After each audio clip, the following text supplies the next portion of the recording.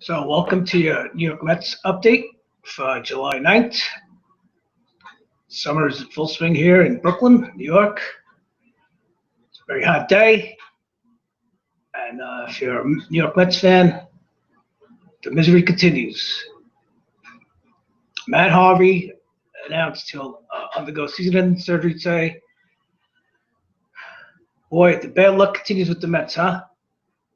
Is it bad luck, or is this just a pattern? We're going to be talking about that later. They lost tonight to the Nationals. What can you say? This is the worst news you could possibly get as a Met fan. The franchise, as I guess you want to call him, the face of the Mets, the Tom Seaver of this day, out again. He had maybe two, three good starts all year. It started back in spring training. He had a problem. He had to do a procedure with his gallbladder. He wasn't right all year in the beginning. Was nothing. It resembled nothing of the Matt Harvey Mets fan now. Then he was going to go down to the minors on the TL. Nobody knew what was wrong with him. His arm was fine. He made a couple of good starts. Then it was reported the other day he had shoulder issues, and he was diagnosed with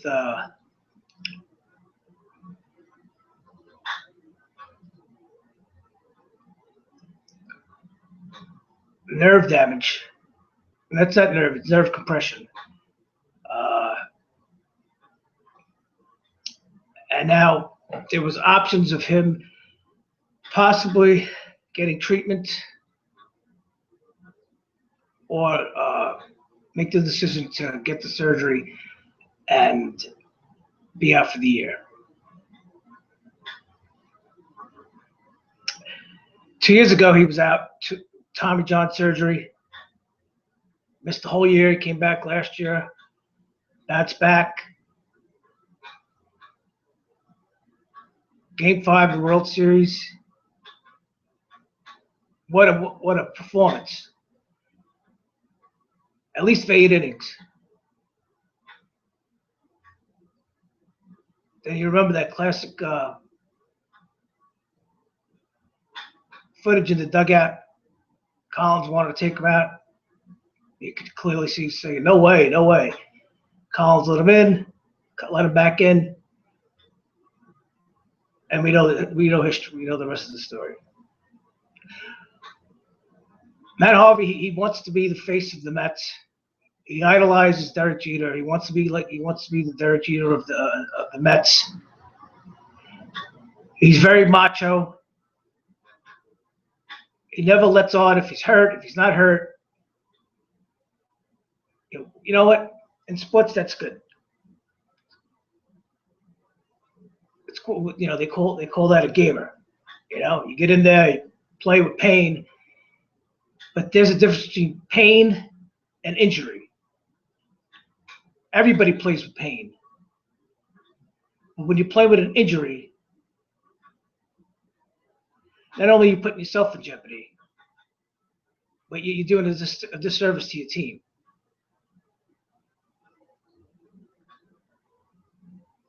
I mean, you can't tell me he didn't know something was wrong. Matt, are you all right?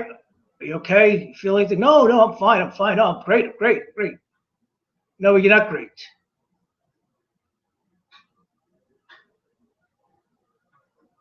And now you can forget that big contract. Because as of now, he's damaged goods. Man, did his stock fall. He was considered At one point, maybe the best pitcher in baseball. Guy had lights out stuff. Lights out. Mature beyond his years. Ice water in his veins.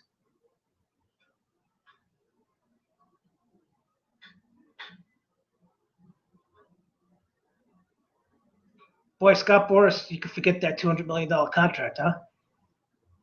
That Max Scherzer got from the Nationals. Who's gonna give this guy $200 million?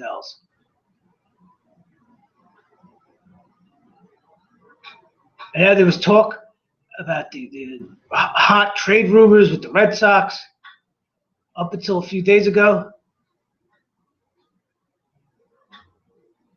Why would you? First of all, why are the Mets going to trade him?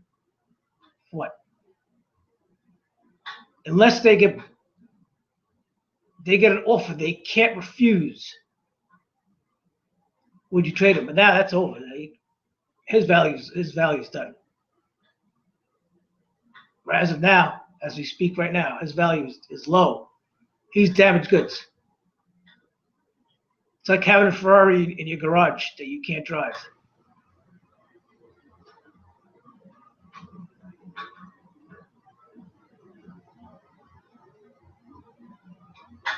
Bad transmission. Can't drive it up the block. You know what they call those when you buy a fancy car that breaks down all the time? A lemon. That's what Matt Harvey is right now, a lemon.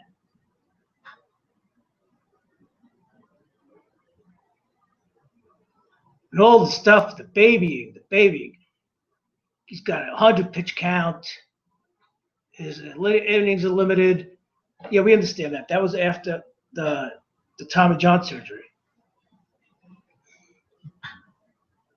You want to limit the pitches. And it seems like everybody on the Mets gets Tommy John surgery. They put on the uniform and they get Tommy John surgery.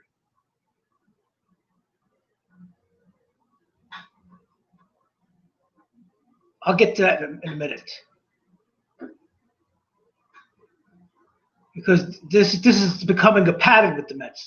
And not just now, not just last year, not just 5 years ago. Any of you old enough to remember 1995? Generation K? Bill Pulsifer, Jason Isringhausen, Paul Wilson, the Dynamic Three. Go look them up. See what happened with them. Generation K. They were marketed. This is the new Mets back in 1995.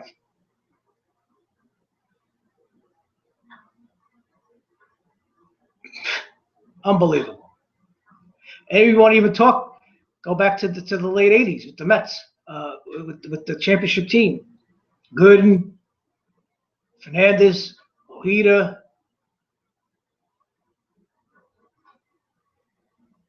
Gooden flamed out fast. The guy was on. He was destined to have a Hall of Fame career. Succumbed to drug addiction. In '89, he had surgery on his shoulder. Torn muscle. Never really. He came back that year. Never really the same.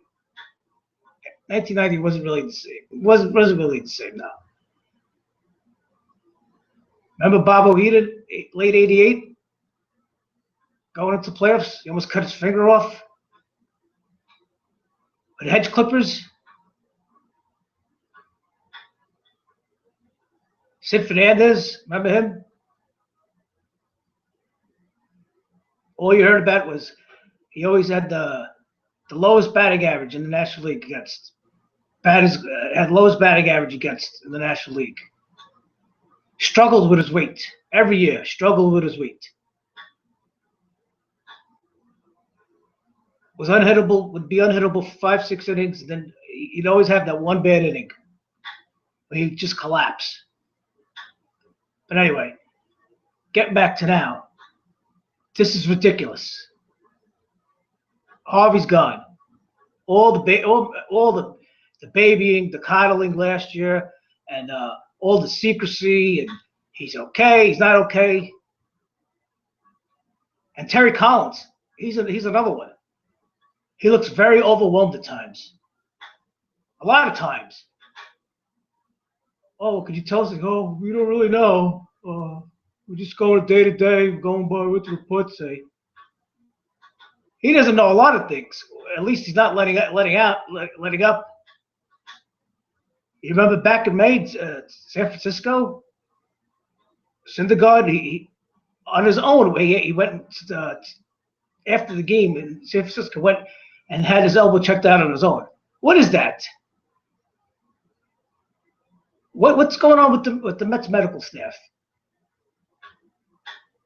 Are they inept? Something's is there's a correlation somewhere. Whether it's starting from the minor leagues or how they prepared, something there's the program the Mets as an organization use for their pitchers. Something is really, really wrong. You can't tell me this is luck, bad luck, or they're cursed. I don't believe in that.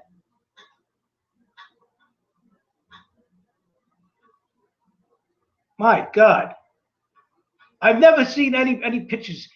I've been watching baseball since 1984. I never heard of one team, one organization where they screw up their pitchers, great starting pitchers.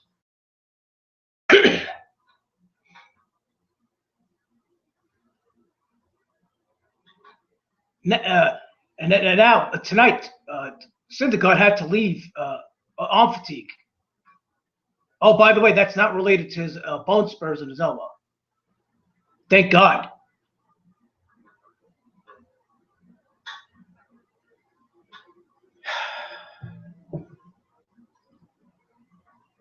And then we got the next savior, Zack Wheeler, right? He's going to save our season. I'll get to him in a second.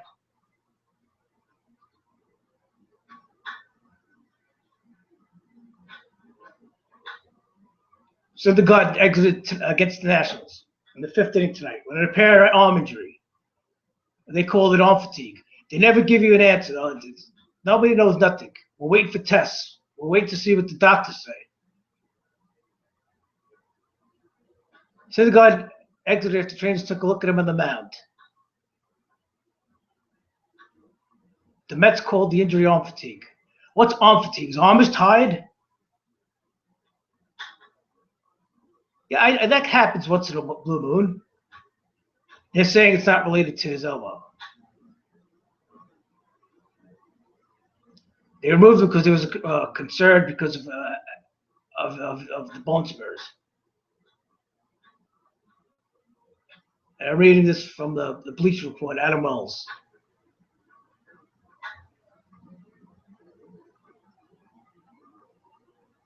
His fastball was clocked at 91 tonight. He averages the highest average fastball velocity in the major leagues this season, 98.2. So his velocity was down 7 miles. That's a lot. That's a whole lot. Maybe to me and you, we wish we could throw 91. In the major leagues, the difference between 91 and 98 is between average and superstar. Steve Matz, he's been a godsend to the Mets. He's got bone spurs in his elbow. Was that contagious or something? The Mets have to rely on Bartolo Colon, a 43-year-old pitcher. Where would they be without him now? This guy, he's going to fill in at the All-Star game. Forget, and Syndergaard's not playing in the All-Star game if you're curious. Why would he? Can't even play in a regular season game. Why would you even risk playing in there? Terry Collins is going to manage the National League. Man, it just keeps getting better and better. A month ago, 3 weeks ago, the offense, they couldn't score runs. They got no leadoff man. David Wright gets hurt, out for the season. Lucas Duda's been out.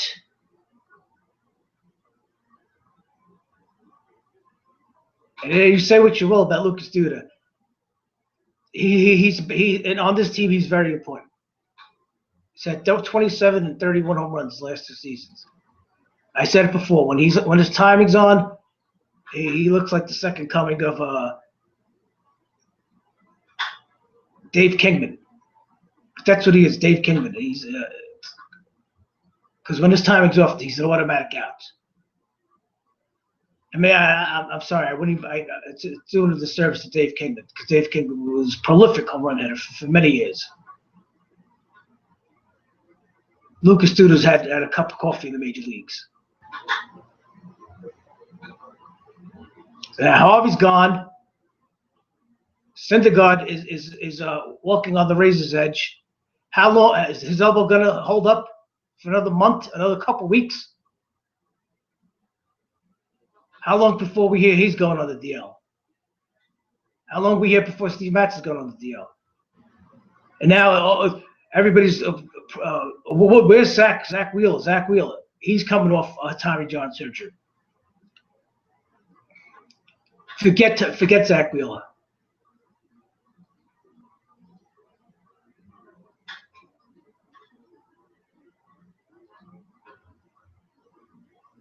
Oh my goodness.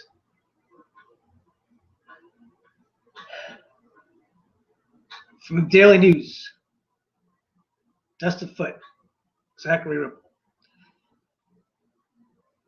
Don't expect Zack Wheeler to fill in the Matt Harvey water anytime soon. He's working his way back from Tommy John surgery. He experienced a setback with sensory nerve irritation in his elbow, and he still hasn't been off the mound. You know what that means? Forget Zack Wheeler this season. At best, he'll be lucky to make a couple starts in September. And then what do you expect when he gets back? You think he's gonna stop pitching complete game shutouts? He'll be on a very strict regimen. 80 pitch count of 70, 80. Probably pitch 3 innings at a time, 4 innings at a time. And who's to say he's gonna be anything? He's got a live arm. He can throw good. He could throw a 95-mile-an-hour fastball. He wasn't exactly lights out the last time we saw him pitched. He had some control problems, but he has potential. He threw 90 feet today. He has thrown up to 120. Sandy Olson said on Thursday. He may do some slope work over the weekend, but at this point, there's really no way to project when he'd be ready to pitch in major leagues. He's not his arm strength. He doesn't even have any arm strength right now. He's at least a month and a half away from a minor league start. Figure he has to go through a whole spring training, a month, simulated games, pitching simulated batters. All this and that, it's too early to put that kind of pressure on Zach. Really, for target date, and that is expect Wheeler back in a month. But he remains hopeful Wheeler will help them at some point this season. Yeah. Best case scenario, he'll make a couple starts in September. The playoffs, the Mets are driving with a hole in their gas tank. They're leaking gas. They're leaking fuel. They're flying the plane with fuel running out. But they're only 3 games out, surprisingly. The Nationals can't put them away, even with as good as they're playing. They can't put the Mets away.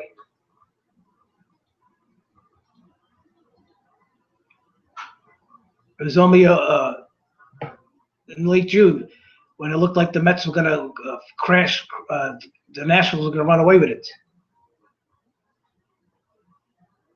They swept the Mets 3 games. And with the Cubs coming into town for 4, what do you know? The Mets swept the Cubs 4 straight. The mighty Cubs. Best team in the National League this year, by the way.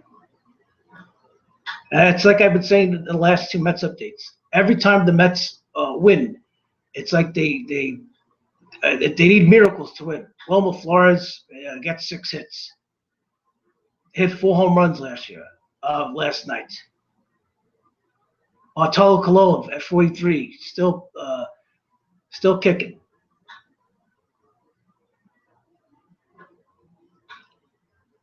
So after the national sweep in late June, the Mets won 5 straight.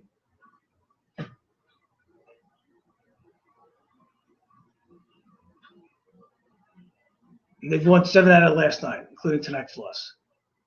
And now going into the break, they'll have 2 more against Washington today and Sunday. So they're 3 out, 4 out. I think they're 3 or 4 out. I'm not sure. Either way, at least they'll be in striking distance, even if they lose the next 2 games. But ask yourself, it's only going to get much harder in the second half after the All-Star break. It's only going to get much harder. It's not going to get easier.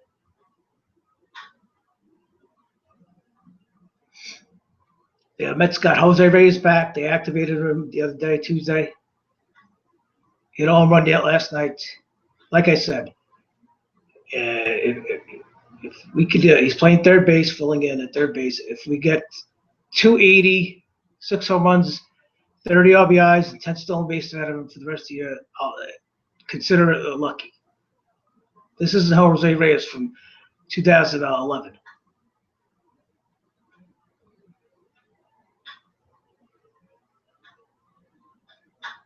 Now the trade deadline's 3 weeks away. What are the Mets going to do?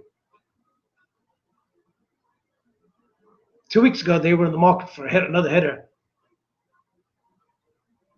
Are they going to be in the market now for another pitcher? Where are they getting these? They have to get somebody. Maybe try to scavenge a number 4 starter somewhere. Somebody off the radar who could fill in, and the Mets need somebody to fill in innings.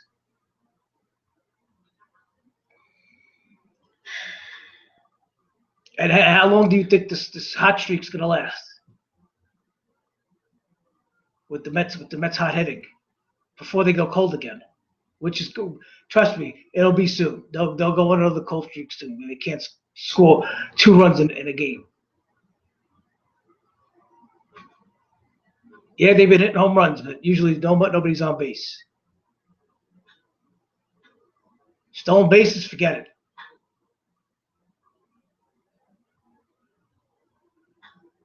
That's not even an option. They can't manufacture runs. Maybe Jose will help.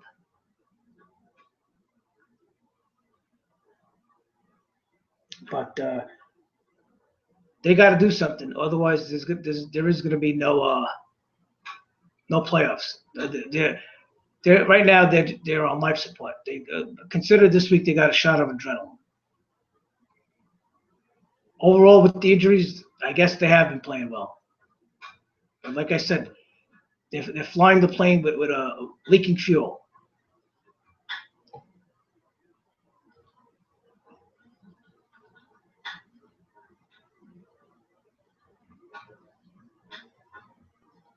So maybe they could do something. I don't know.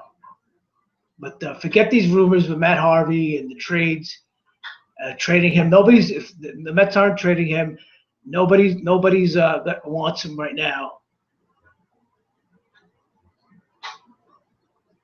He's not going to be a free agent until after 2018. So Matt Harvey, at least for his career, bought himself another chance, another audition. Next year, 2017, I'm sure they'll baby him next year again. Pitch counts, limited innings,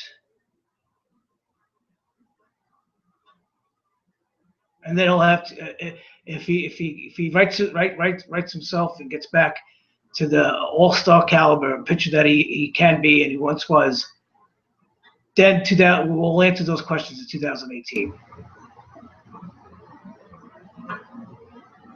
So I'm done for now. Enjoy the All-Star game. Enjoy your weekend, and I'm out.